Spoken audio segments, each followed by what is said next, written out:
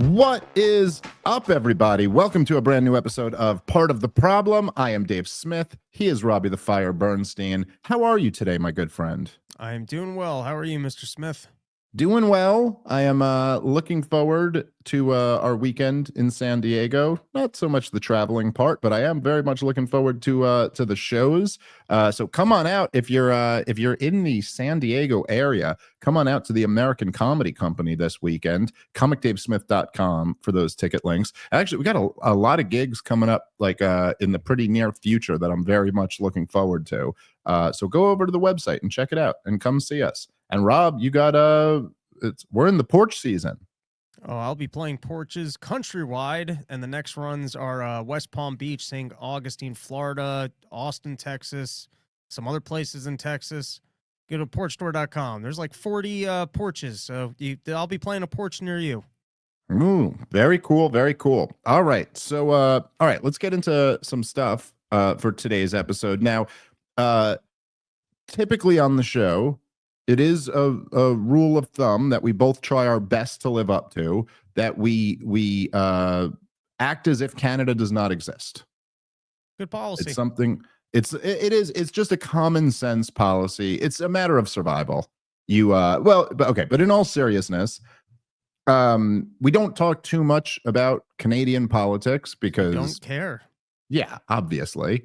There will be things sometimes that kind of break through. Obviously, the most notable stuff would be like when the trucker protests were going on during COVID. We did a lot talking about that. I mean, obviously, this is our neighbor to the north, and it was a very interesting dynamic. I mean, really, debatably, like the largest freedom protests in modern America.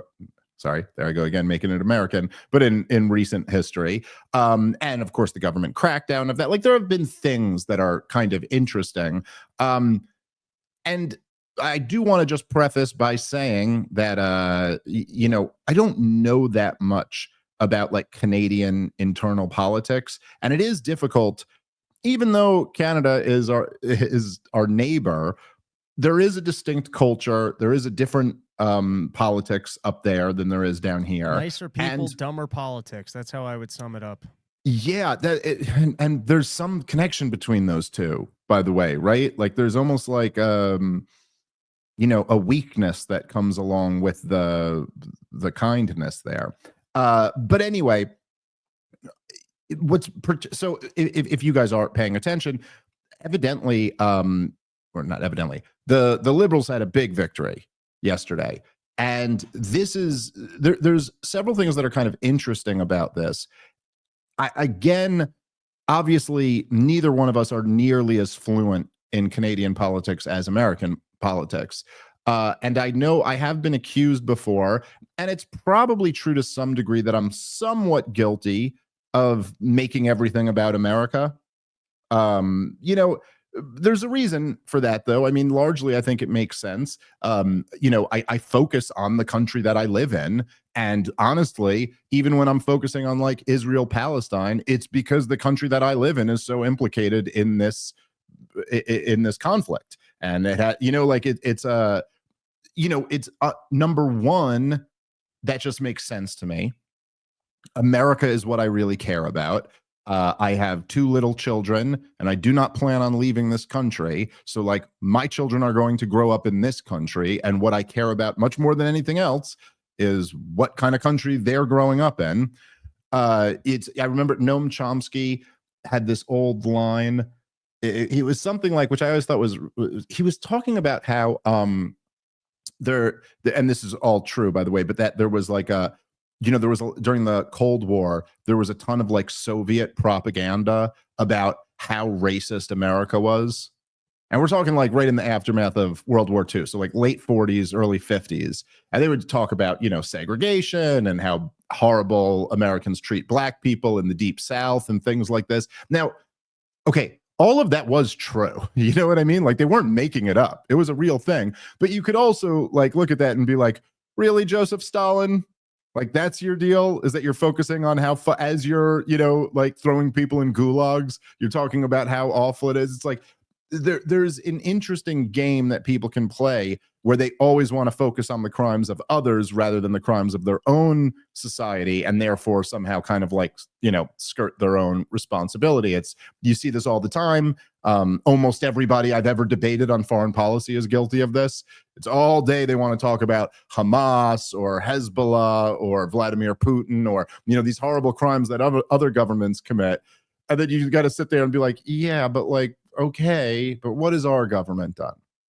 So I do think as a general starting point, it's good to focus most on your own society. But then on top of that, we just happen to live under the world empire. Like, our government happens to be the most powerful government that's ever existed. So it just makes sense. In this case, with these Canadian elections, I really don't think I'm being American centric or I'm overplaying how much of an impact American politics had on this result. And I do think it's something that is important enough to think about. And when I say this, like, literally including the biggest campaign ads and the victory speech were all about Donald Trump. And so essentially, from my understanding, is basically this: the Liberals have dominated Canadian politics for quite a while now. And of course, Justin Trudeau was like the poster child of this. He was their Obama, down to the blackface. They were basically the same. And this was essentially everything that you could think of during the rise of what is now known as wokeism in America, a social justice warrior kind of Democrat type shit. Canada was always a couple clicks to the left of us on that. Like if we were the transgender kind of stuff that, really rose up over the last, 13 years or so, 15 years.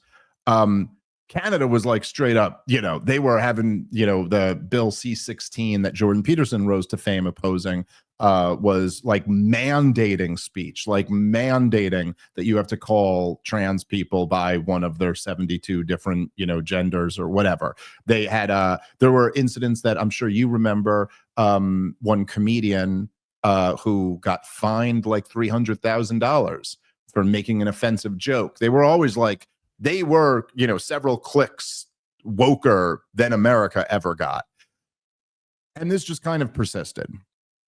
And it seems like COVID kind of broke this. And that COVID really gave the conservatives in Canada like a lifeline because, the Liberals were in charge and they mismanaged everything. And it really looked to a lot of people, and I've heard from a lot of Canadians that like they really thought the Liberals were done and that they were going to come back, and the polling seemed to back that up.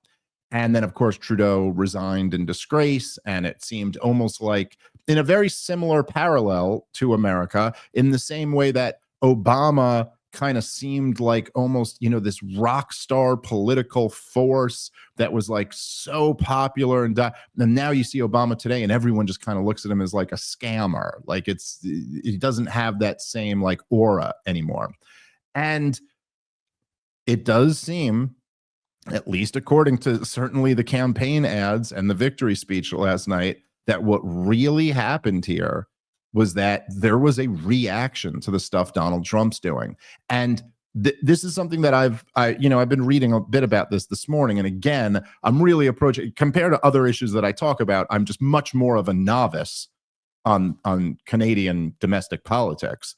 Not that I'm an expert on other things, but I have a much deeper, understanding of some of these other topics.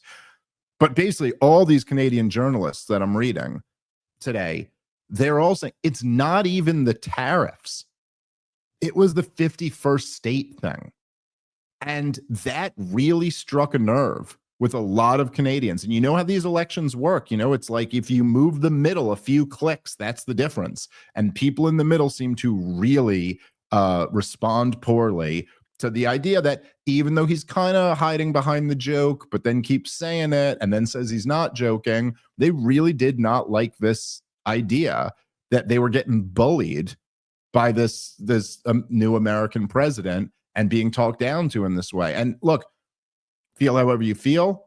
I'm not necessarily saying that therefore Donald Trump shouldn't do something he's doing. I mean, it's, I kind of am saying that, but it's quite possible that this behavior from Donald Trump just took our neighbor to the north from actually moving in a much more positive direction and sent them back into the opposite direction that even Donald Trump would want to say.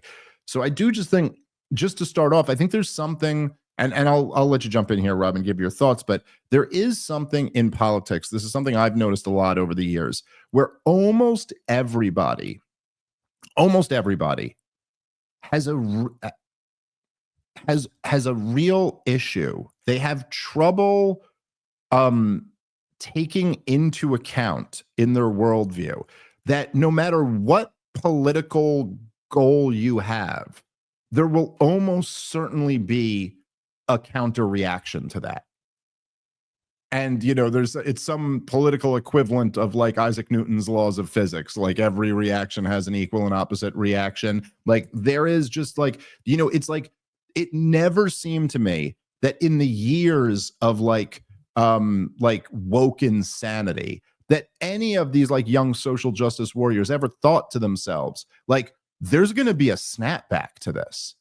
Like, if we push this much radical change this quickly, there will be a counter movement. There will be a resistance to this. And I think that's true for liberals and conservatives, left-wingers and right-wingers. But I just think it's because it's like, it's a higher order of thinking. It's much easier to just think about the policy you're trying to get into play right now. This is also something I've been thinking about because I'm getting ready to do an immigration debate at the Soho Forum coming up in a couple weeks. And it's one of my, one of the things I think about a lot with immigration for people who advocate for like open borders. You're like, well, what do you think the reaction to that would actually be?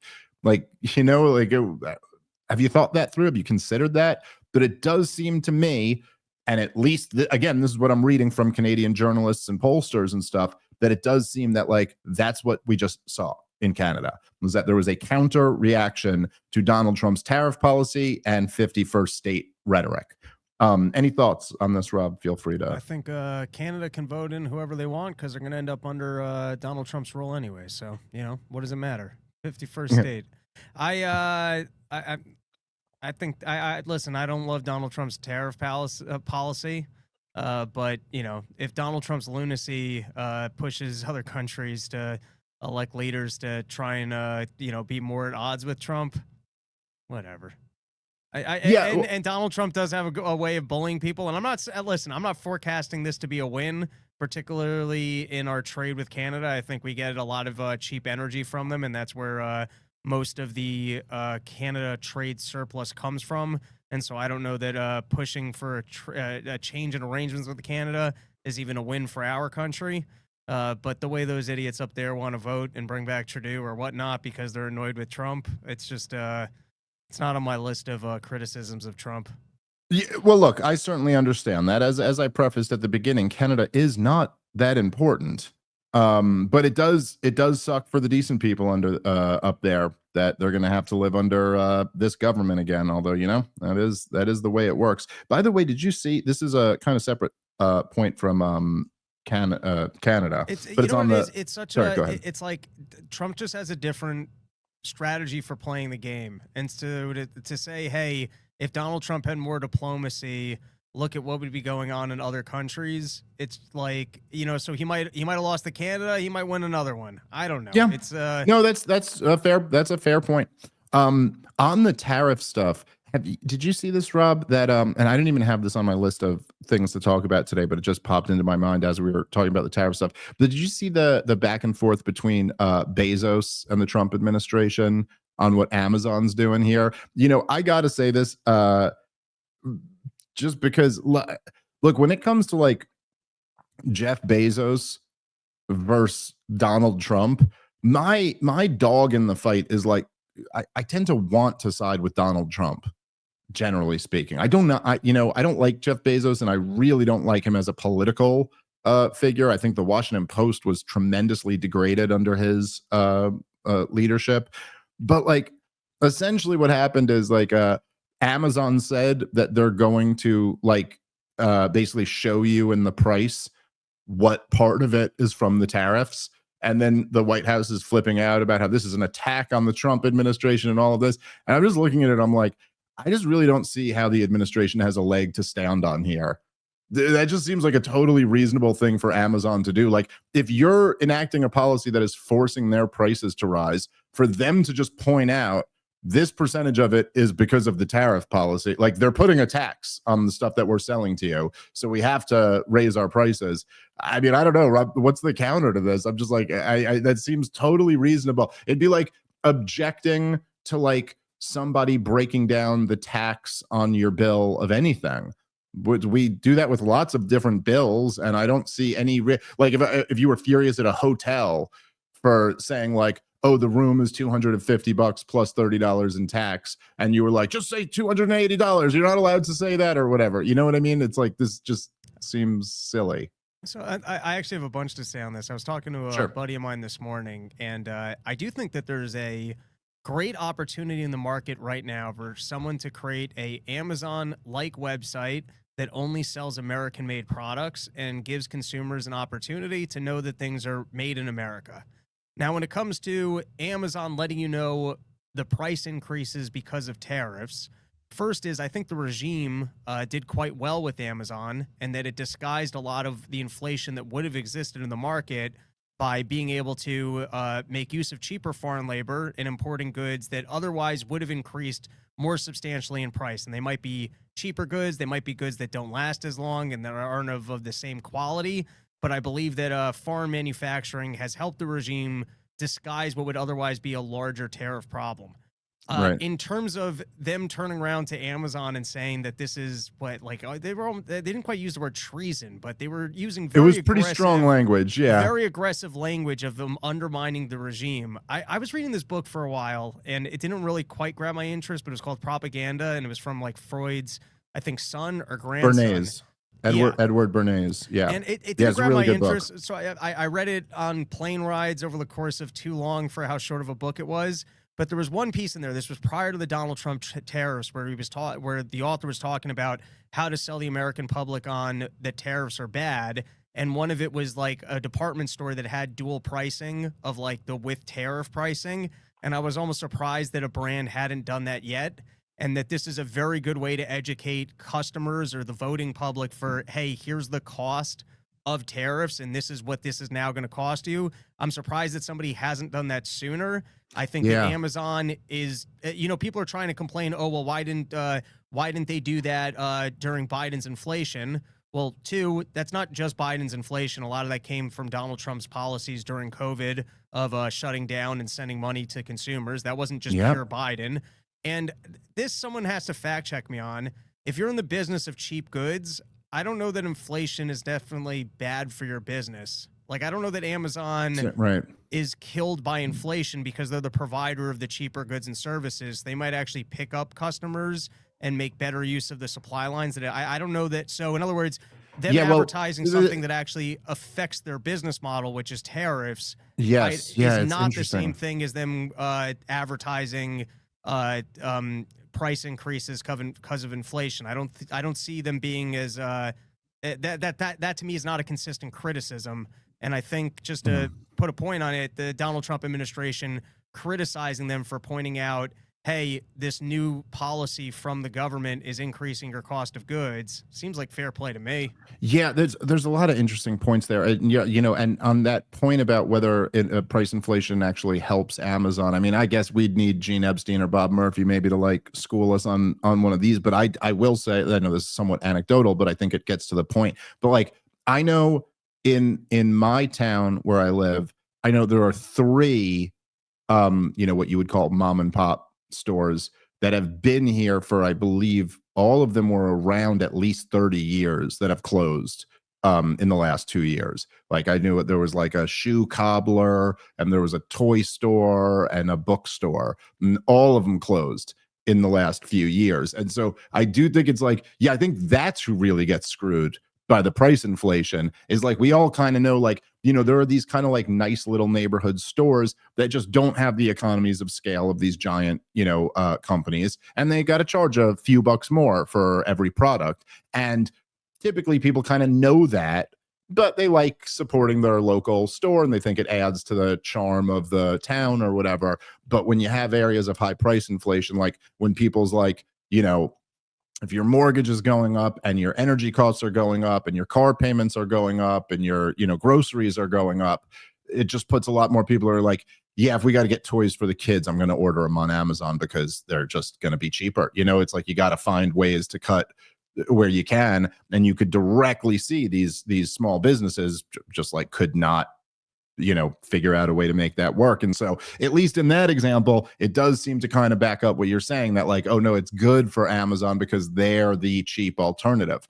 All right, guys, let's take a moment and thank our sponsor for today's show, which is Monetary Metals, a phenomenal company I've been telling you guys about for a while. If you own gold, you've probably been happy to see prices hitting new all-time highs over this last year, but your gold can do more than just sit there waiting for the price to go up. It can also generate passive income for you now because of Monetary Metals. You can earn up to 5% interest on your gold and silver paid in more ounces of metal, and accredited investors can even achieve double-digit returns in their bond offerings.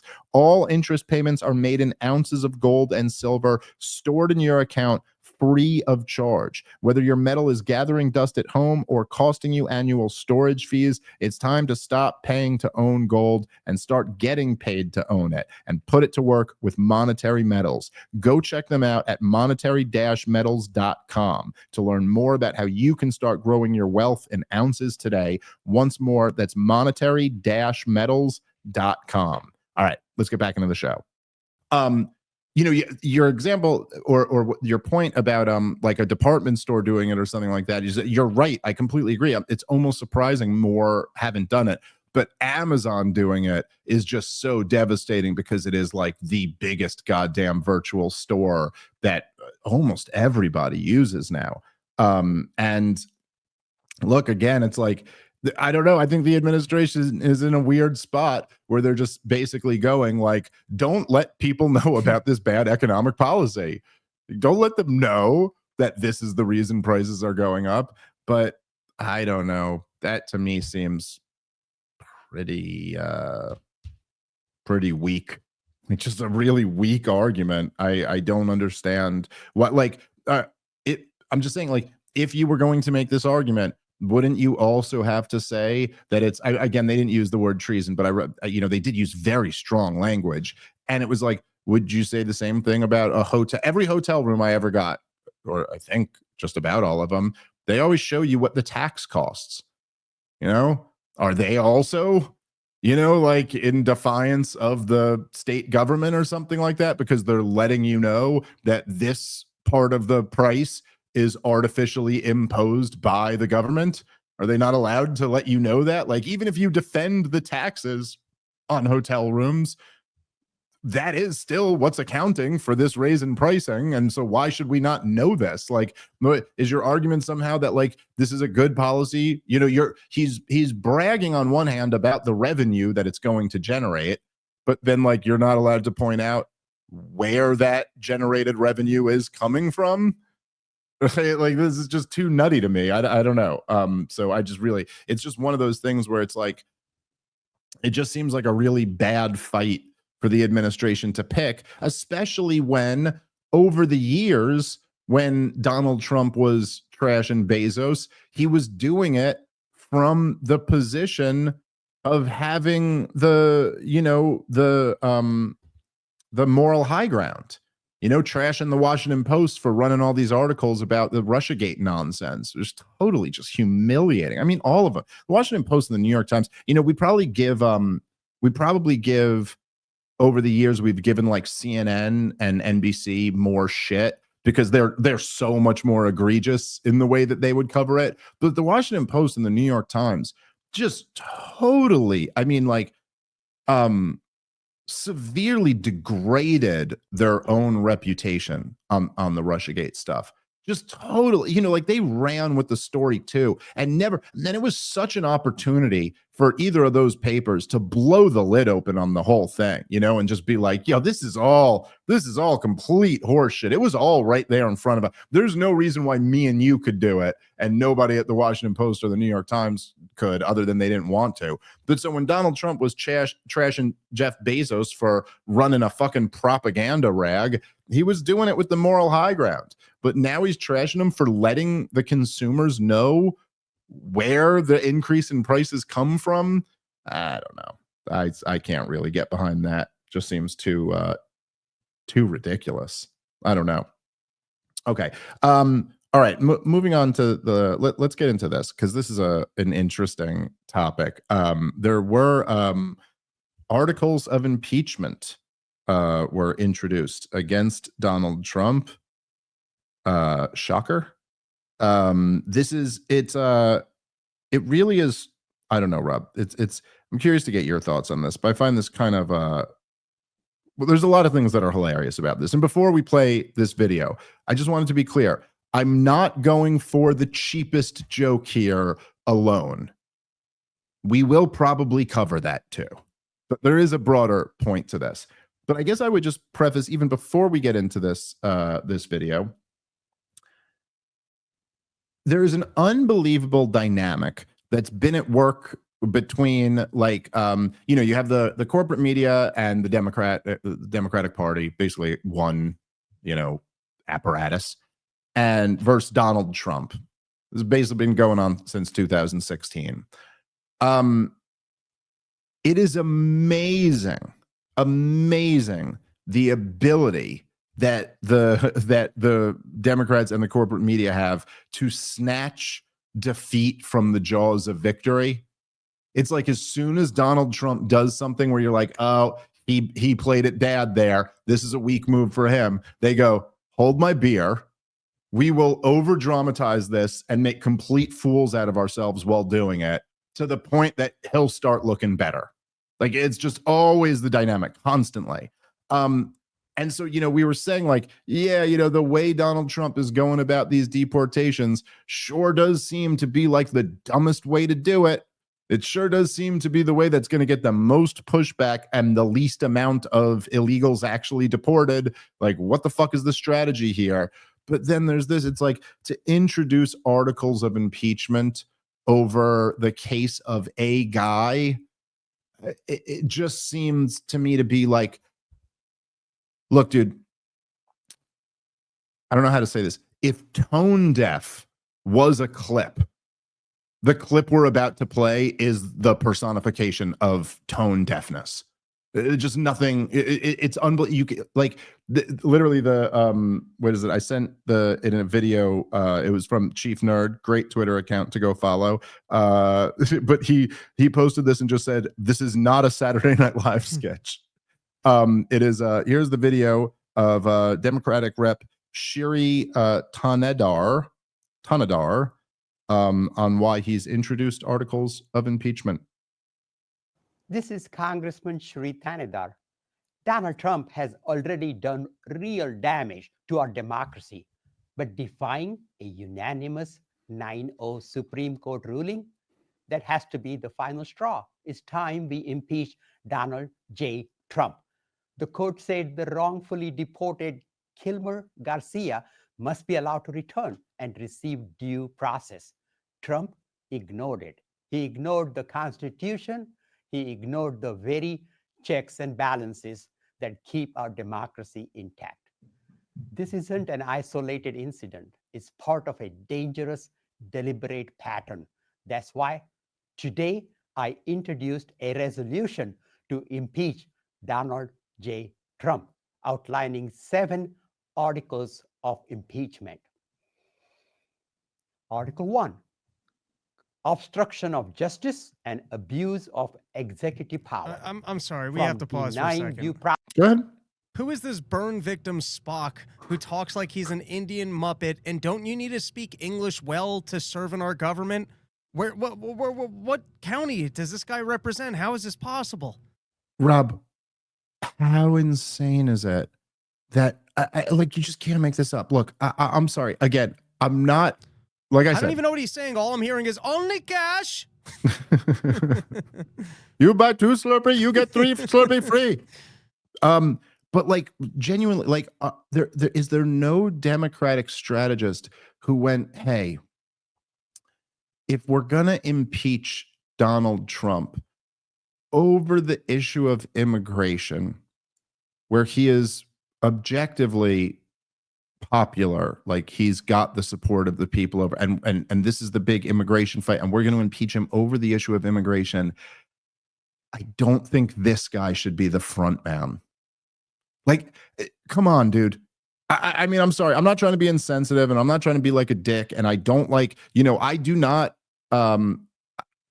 look, I do not like the, some of the kind of like excesses of bigotry in the right-wing reaction to some of this stuff.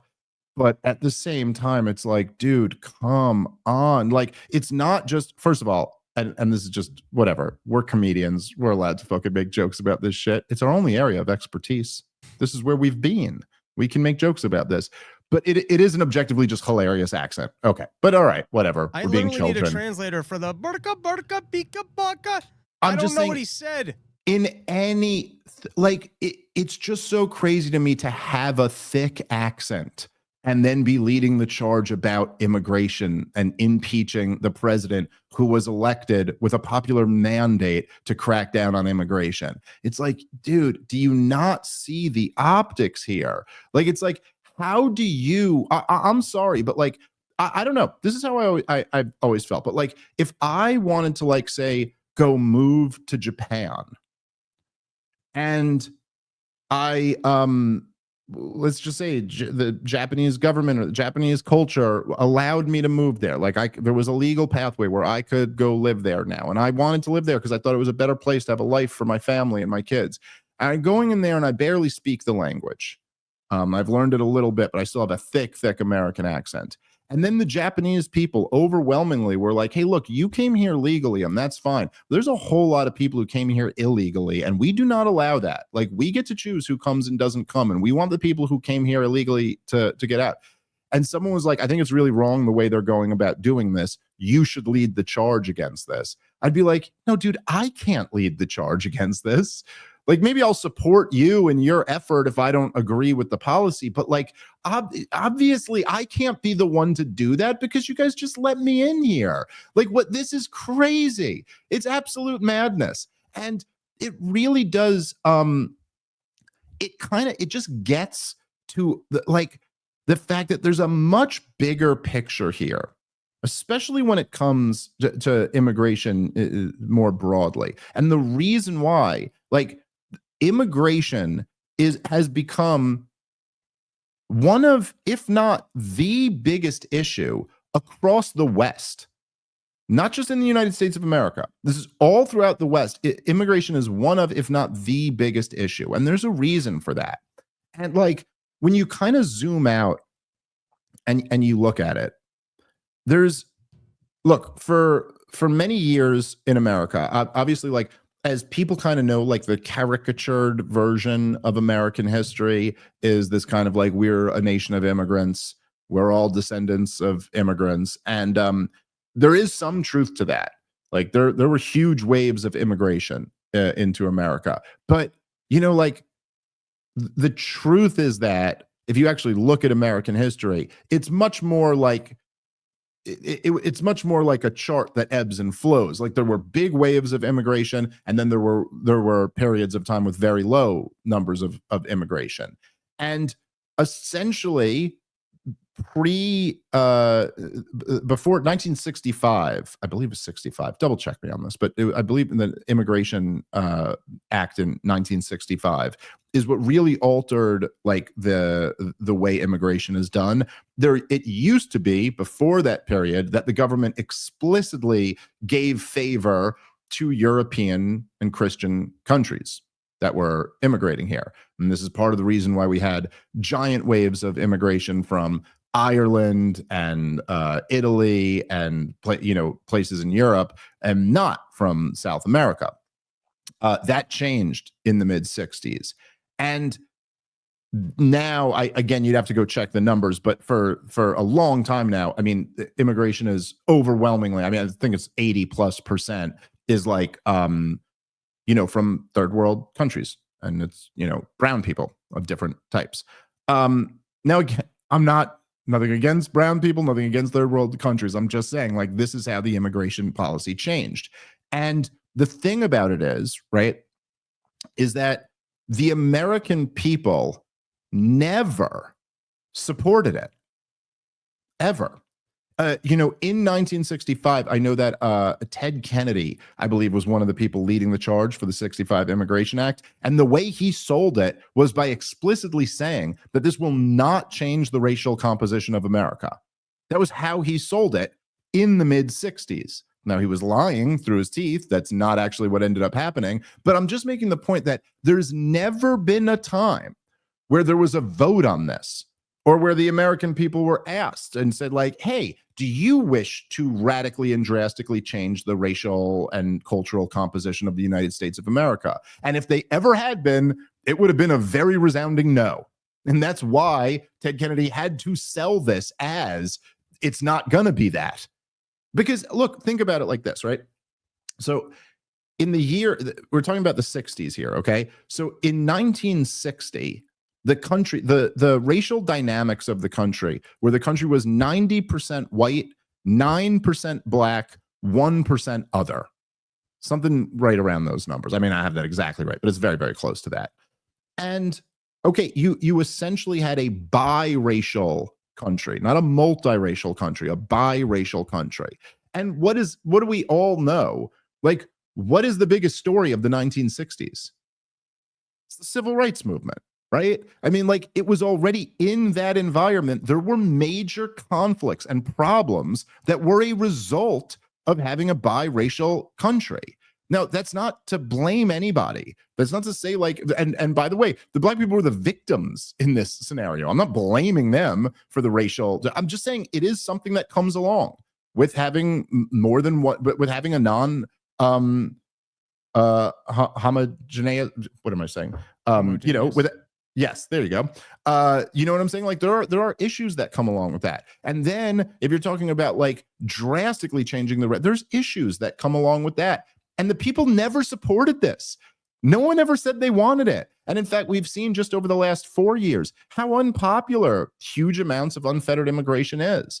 And, just in terms of the optics, I'm not even talking about the case. I mean, we could get into that. You could give your thoughts on that. But just in terms of the optics of, like, having somebody who speaks like a foreigner lecture you about how the president, who just won every swing state and the popular vote, can't go through on his immigration policy. It's just like, dude, look, there's a lot of dynamics going on here. There's a lot happening. But on top of all of that, right? Like, you could look up the like census projections and stuff like that. And, like, America, I think, is supposed to be a majority minority country in the next, like, couple decades. And I think ultimately we're going to be a majority Hispanic country. No, that's a big change. You might be all for it. You might think that's great. And maybe there's an argument for why that's a good change.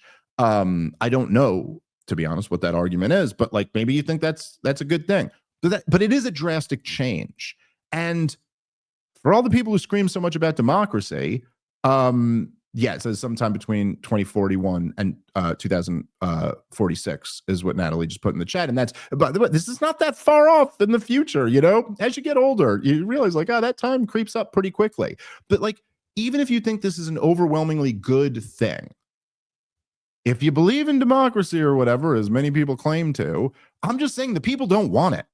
If there was a referendum on this tomorrow, it would be an 80-20 issue easily. Like, it is not, there has been no point where the American people have said, this is what we want. And so while you're doing this, okay, and this is true, like, all across the West, I don't think there's any population in the West, any white population that's, like, has a sustainable reproduction rate. Like, it's all fall, you know what I mean? And like, okay, feel however you feel about that.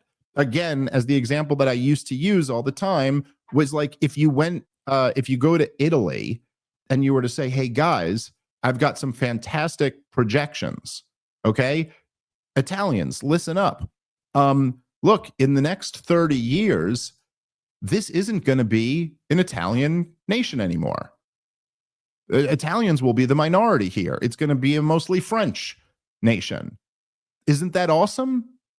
I think most Italians would go, no, we don't find that awesome. We don't wish to be France. We wish to be Italy. And that doesn't mean they're racists. That doesn't mean like they hate French people or anything like that. It just means that like it's a very normal human reaction to be against that.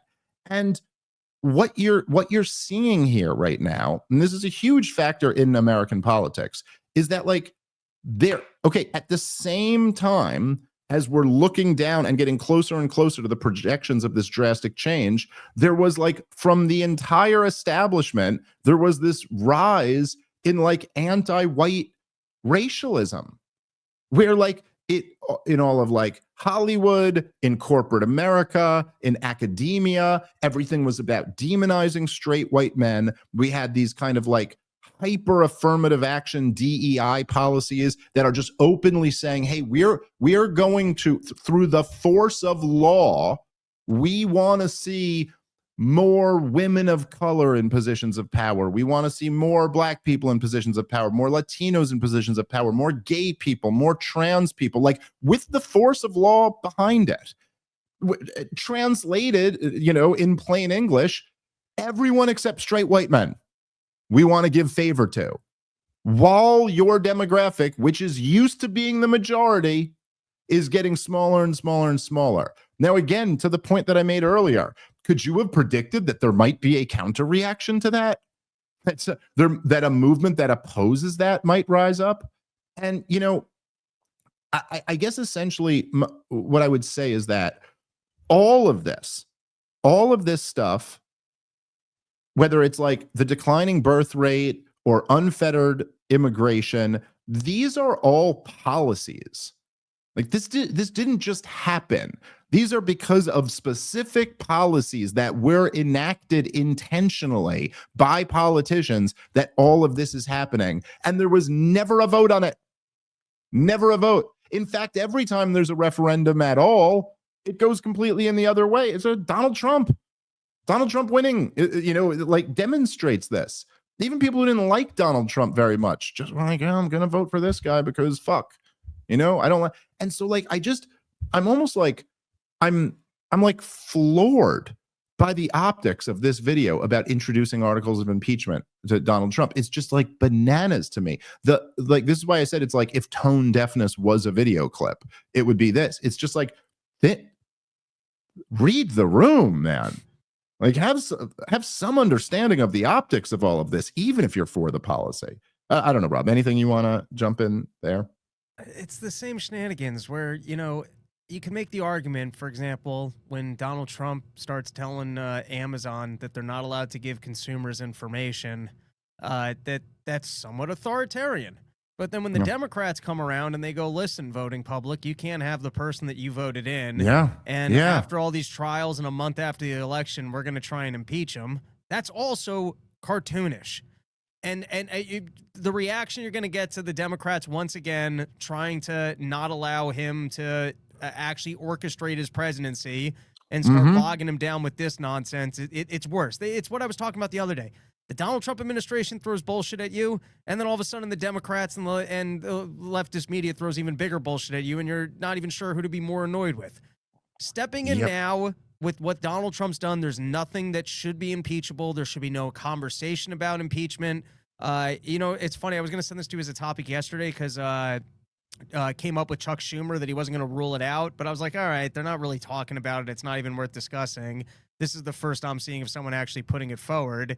So I think conversation from the Democrats about impeachment right now is lunacy. And then the fact that this guy's a congressman who barely speaks English or doesn't articulate it well for me to be able to follow him, the optics of that seem, unless, I don't know, did he cure cancer in his region? And so he's the immigration story of why we need more immigrants. Is there some storyline I don't know about how this guy is the savior of Illinois or some area where he cured the poor and that this is why he's the person to lead the charge? Or does this guy somehow have a job in our government and doesn't speak English? Right. Right. Yeah. And I'm leaning toward the latter, although please prove me wrong if there is some story like that. But yeah, and of course, like, this isn't in a vacuum. I mean, Donald Trump got impeached twice in his first term over just like pure bullshit. Like pure bullshit. And there's things that Donald Trump did in his first term that you could argue were impeachable offenses. But the two things he got impeached for were not them. I mean, it is insane. Like, he got impeached for what they called a quid pro quo with Zelensky. And the only problem with calling it a quid pro quo was that he didn't get anything. He didn't get anything. A quid pro quo means I give you something if you give me something. He never got anything. He basically called Zelensky and kind of like, it was a little like mob type shit. Like, he was like, oh, I want you to look into the Bidens and maybe you don't get this weapons package that I was going to send to you. And then Zelensky never looked into the Bidens and Donald Trump gave him the weapons. So like, there was just absolutely nothing there. By the way, isn't it fucking crazy that story gets buried when it's like, oh, the story is that there was a civil war on the country on Russia's border and Donald Trump poured weapons into it. Hey, how'd that end up working out? Oh, yeah, Russia invaded. Not so good. But that's the story there. Not that he, for a second, asked for the very real fucking corruption to be investigated. Like, it's just, whatever, it's nuts. And then the January 6th thing was just ridiculous. Just totally ridiculous.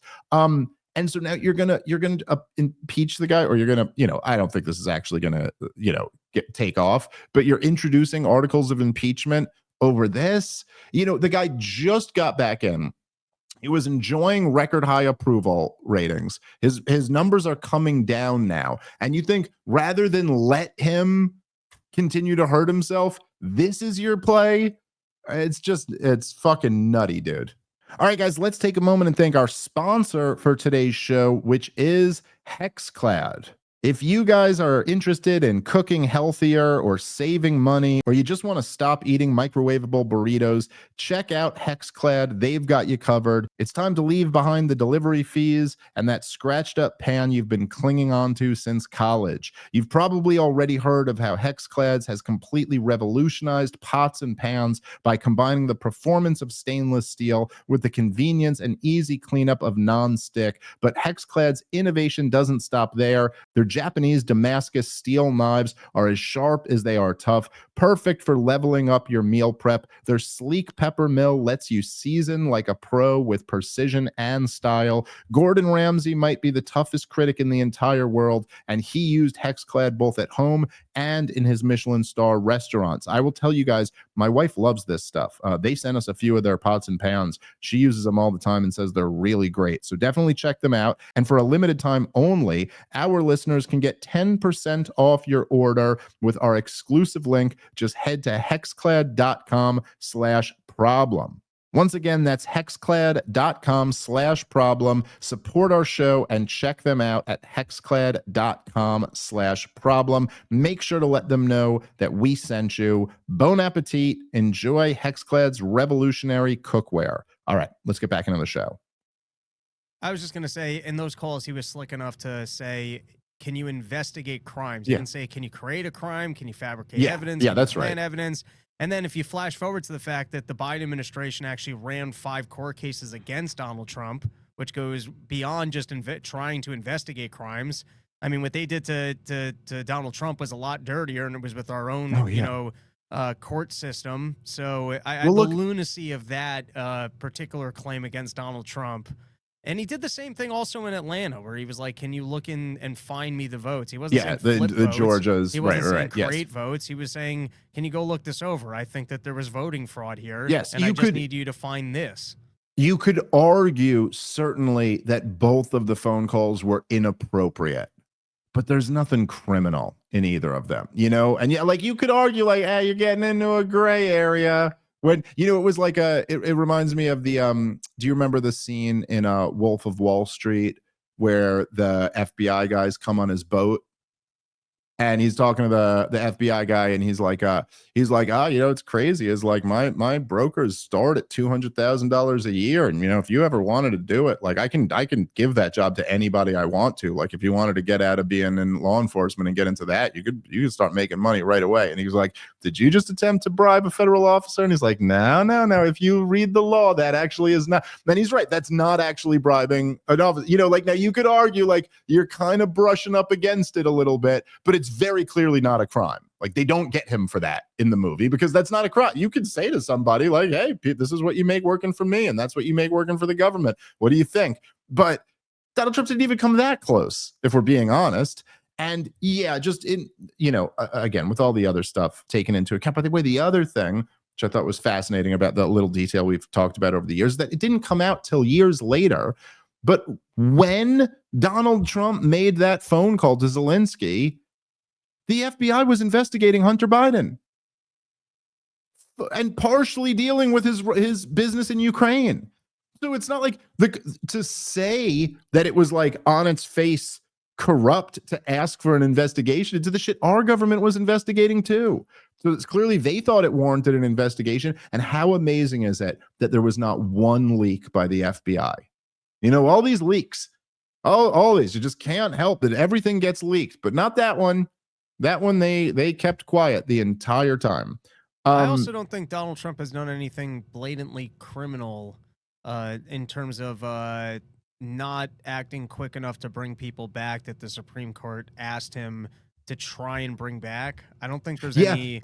The Supreme Court, yes, it's not like the Supreme Court said you're in violation of the law. He needs to be brought back right now, and it has to happen. It was much vaguer than that, right? Like I remember you. We're kind of a step away from this conversation in that, I don't know that I'm going to speak with the most clarity on this, but Donald Trump seems to be escalating these court cases in a way that you might have courts mandating something from him, and then he defies courts, and then we have a new conversation about what happens if the president is openly defying courts.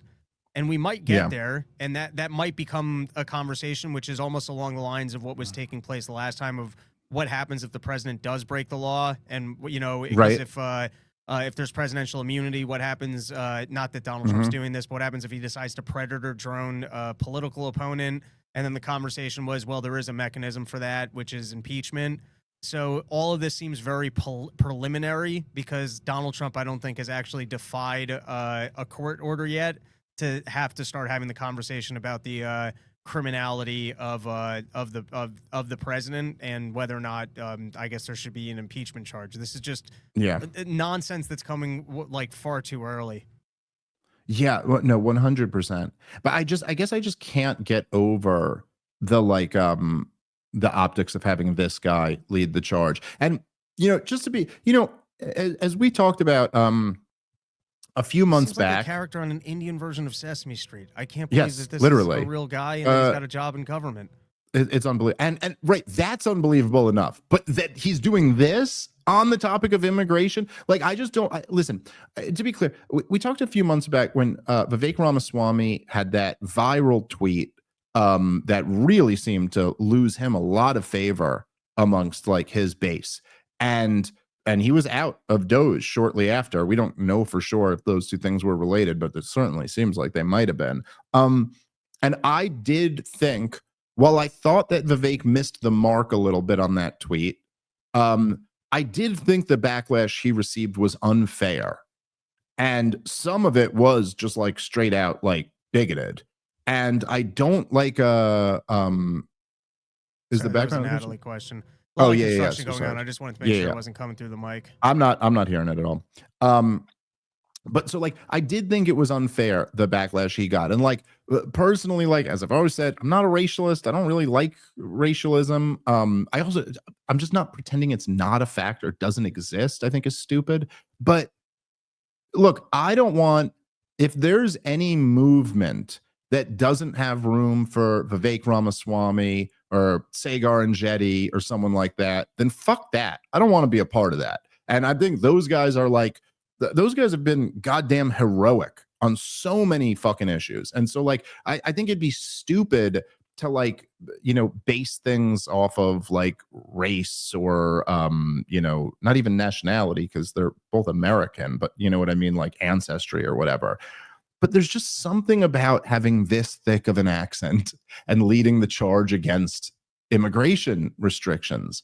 And I understand you could say technically no, he's talking about violating the court, but like yeah, but what's the whole policy actually over? It just seems to me like, even, you know, like I mean, you know, like when you're younger, sometimes people live with like a bunch of roommates or something like that, right? Like you'd have a place that has like 6 people living together, like a big apartment with a bunch of people living in it, and it's almost like if one of the rooms opened up and then you were like, you know, the rest of these guys have been living here for 3 years. And then you were like, hey, can I rent the room? And they go, okay, sure. We're going to need a security deposit or whatever. Come rent the room. And then you got in there and you moved your stuff in. And like the first day you were like, guys, we got to do something about these pictures on the wall. And I don't like the TV over there. I want it to be over here. When you just immediately kind of be like, hey, dude, you know, like you just got here.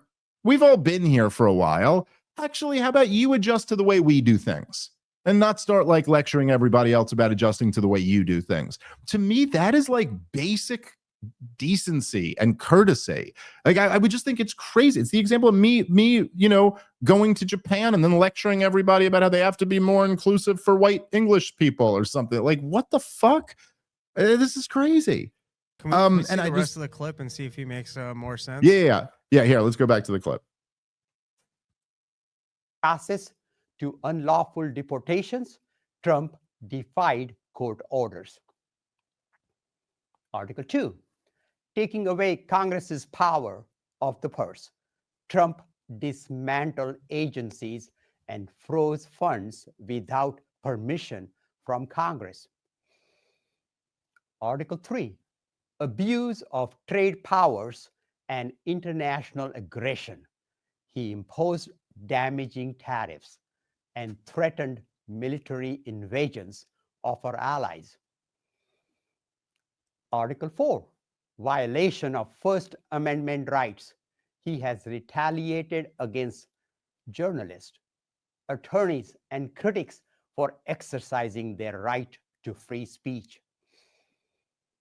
Article 5, creation of an unlawful office establishing the so-called Department of Government Efficiency, DOGE, and giving Elon Musk unconstitutional power over our government can we just pause again? And personal data.